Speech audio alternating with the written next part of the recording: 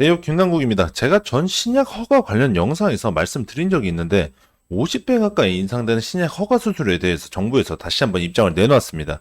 기존에 883만 원이었던 이 수수료가 하루아침에 4억 1천만 원까지 인상이 됐는데요. 선진국들과 비교를 했을 때에는 비슷한 수준이긴 하지만 이 유예기간이나 순차적인 적용조차도 없이 바로 시행이 된다고 합니다. 당연히 현재 제약 바이오 기업들의 반발이 심한 상태인데 오늘은 이 정부에서 심사 절차에 대한 입장을 발표를 했습니다. 심사 절차를 대폭 손질시키면서 기존 절차에 없었던 신약 품목별 전담팀이 신설되기까지 하는데요. 각 품목마다 전문적인 심사를 실시하면서 안전성, 유효성, 품질관리, 임상시험 관리까지 정부에서 개입을 하게 됐습니다. 이번 개정안이 단순히 절차에 대한 손질만으로 이 국내 제약바이오 기업의 어떤 모습들이 보여질지 궁금해지는 상황인데 오늘은 신약 허가 수수료 인상과 이런 개정안을 마주한 제약바이오들의 모습들, 마지막으로 앞으로 보여질 모습들까지도 말씀을 드리도록 하겠습니다.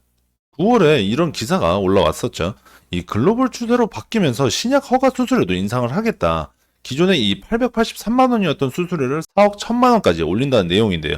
기존에 책정되었던 수수료가 이 혁신 신약의 도입을 늦추는 요소로 작용하고 있어서 인상을 시켰답니다. 이런 정책에 당연히 제약회사들은 연구 개발비에 대한 부담감이 생기기 때문에 반발 또한 심했었는데요. 그런데 오늘은 이 수수료 인상에 대한 심사 절차를 대폭 손질하면서 절차에 대한 지침을 제약바이오업계 협회에 전달을 했습니다. 이번 지침은 이 식약처가 9월에 발표한 신약 허가 혁신 방안을 실행하기 위한 구체적인 방안이 제시되어 있기 때문에 제품별 전담 심사팀 운영, GMP와 GCP 실태조사 우선 실시 같은 내용이 담겨 있습니다.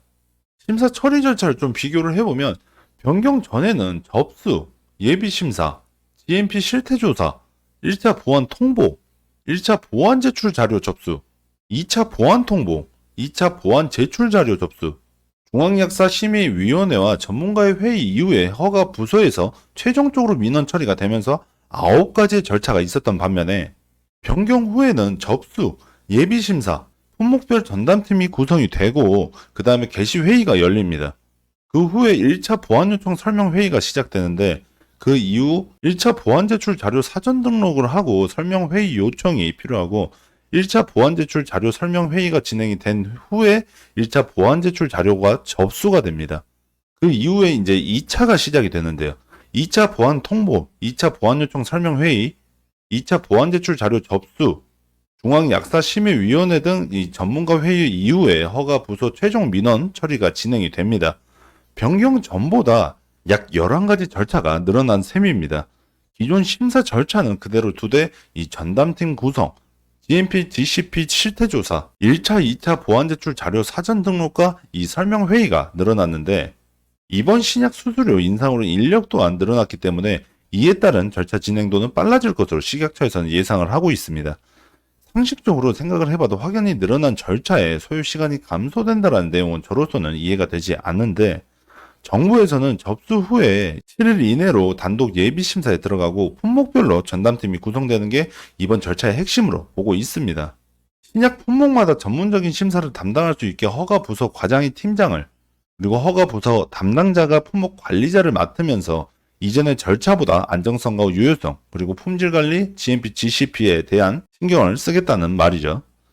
게다가 이전 시행 절차와는 다르게 보안요청 설명회의가 추가로 도입이 되면서 제약 바이오 기업들의 보안 작업을 줄이고 허가 심사 절차의 효율성을 높이는 데 의미를 두고 있습니다. 제가 전 영상에서도 말씀을 드렸다시피 기존 우리나라 신약 허가 수수료는 883만 원으로 세계 글로벌 수수료와 비교를 했을 때 굉장히 저렴한 수준이었습니다. 이제는 제약 바이오 선진국 수준으로 높이려는 모습인데 해외 수수료는 우리나라 시장보다 훨씬 큰 시장을 보유하고 있기 때문에 인정할 수 있는 부분으로 다가오겠지만 이 국내 신약 허가 수수료의 4억이 넘는 수준이라면 오히려 기회를 더 뺏어가려는 것이 아닌지 다시 한번 생각해 보게끔 합니다. 정부에서 내놓은 절차를 기반으로 신약 허가 진행이 된다면 기존엔 420일 걸렸던 소요 기간이 295일로 대폭 단축이 될 수 있다고 하는 정부의 입장에 있어서 제약 바이오 기업들은 혼재된 반응을 보이고 있습니다. 허가 과정이 빨라지고 더 많은 자원을 활용할 수 있게 되는 긍정적인 면을 인정하긴 하지만 시장 규모를 고려한 인상안을 제시해야 된다고 강조를 하고 있는데요. 업계는 정부와의 추가적인 논의를 통해서 기업의 부담을 완화할 수 있는 조치가 필요하다고 주장을 하고 있습니다. 분명히 이번 신약 수수료 인상에 대한 장단점은 확연히 분리가 될 것으로 예상이 되고 있는데요. 수수료 인상이 시행이 된다면 인력 확충으로 인한 허가 심사 기간이 단축되고 심사 과정의 품질을 높이는데 재정적으로 도움이 될 수는 있습니다. 그리고 글로벌 시장에서의 미국 FDA, 유럽 EMA 같은 글로벌 스탠다드에 부합하게 되면서 글로벌 제약사들이 이 한국 시장의 신약을 출시하는 과정에서 제도적 안정성을 기대해 볼 수는 있겠지만 중소 제약사의 부담이 증가하고 약가 상승의 가능성이 굉장히 농후해집니다. 또 수수료 인상으로 인해서 한국 시장에 진입하려는 글로벌 제약사들이 비용 문제를 이유로 타 국가를 우선시할 가능성 또한 존재하기 때문에 국내 제약 산업의 경쟁력이 저하될 수 있고 이 신약 도입 속도가 둔화될 위험도 우리는 인지를 하고 있어야 됩니다. 올해가 얼마 남지 않은 시점에서 1월 1일부터 시행되는 이 신약 수수료 인상을 다시 한번 정부와 제약사 간 논의가 필요하다고 생각이 되고 이 수수료 인상 자체가 실적이나 연구 개발에 있어서 직접적인 영향을 줄 수 있기 때문에 주가에도 분명 영향이 있을 것으로 예상이 됩니다. 이 부분 염두를 해두시면 좋을 것 같습니다. 금일 영상은 여기서 마무리하고 다음 영상에서 다시 뵙도록 하겠습니다. 대기업의 김남국이었습니다.